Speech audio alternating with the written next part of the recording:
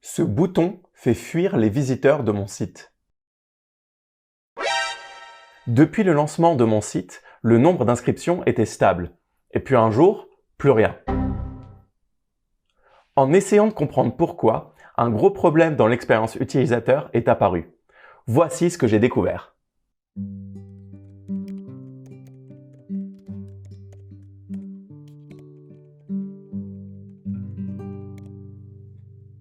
Tout d'abord, il faut savoir que je fais mes propres analytics en interne, sans Google ou service annexe.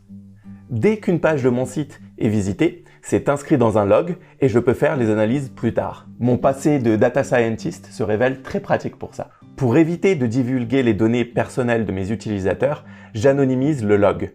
C'est-à-dire que dans ce que vous allez voir, les IP et les noms des utilisateurs ont été remplacés par des valeurs aléatoires. Plongeons dans le notebook Jupyter dans lequel j'ai fait mes analyses. D'abord, voilà le nombre quotidien de visiteurs qui remplissent le formulaire d'inscription. Le début, c'est pas mal, mais ensuite, ça stagne bien. Pour comprendre ça, on va remonter dans le passé.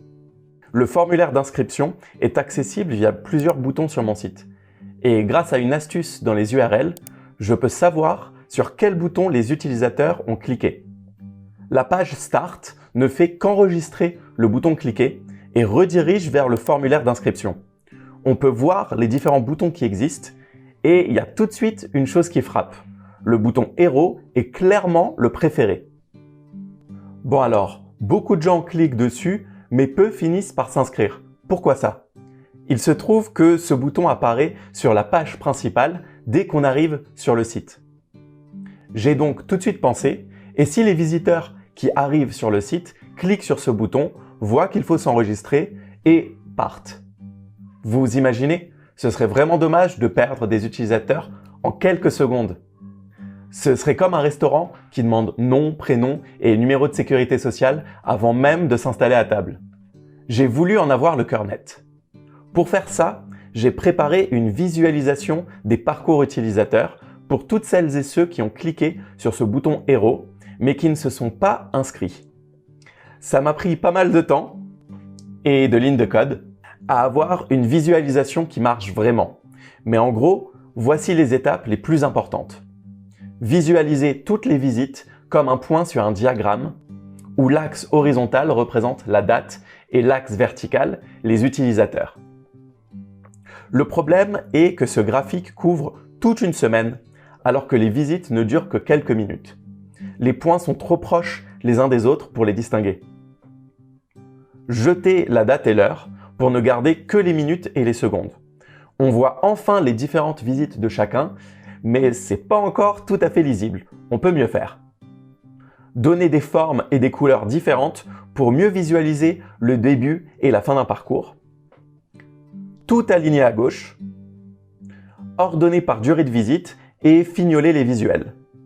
Grâce à cette visualisation, on peut confirmer qu'une part significative des visiteurs cliquent sur le premier bouton qu'ils voient sur la page et finissent par abandonner le site quand ils voient que la première chose qu'on leur demande, c'est de s'inscrire.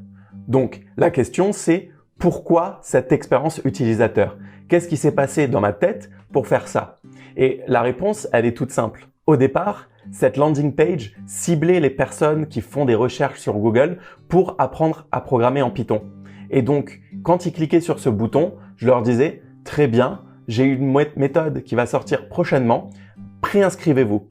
Mais maintenant, ma stratégie pour acquérir des utilisateurs est différente. Je repose surtout sur les réseaux sociaux, en l'occurrence LinkedIn, où je publie des news sur le site de temps en temps.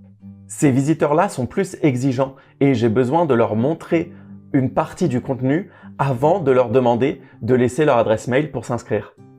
C'est grâce à ces analyses et à quelque chose de surprenant dans les logs que j'ai découvert ce problème d'expérience utilisateur et que je vais peut-être pouvoir corriger le tir pour éviter de faire fuir tous les premiers venus sur mon site. Ce que je vais donc faire, c'est modifier le comportement de ce bouton et laisser tourner ça pendant quelques temps, peut-être 1 ou 2 semaines.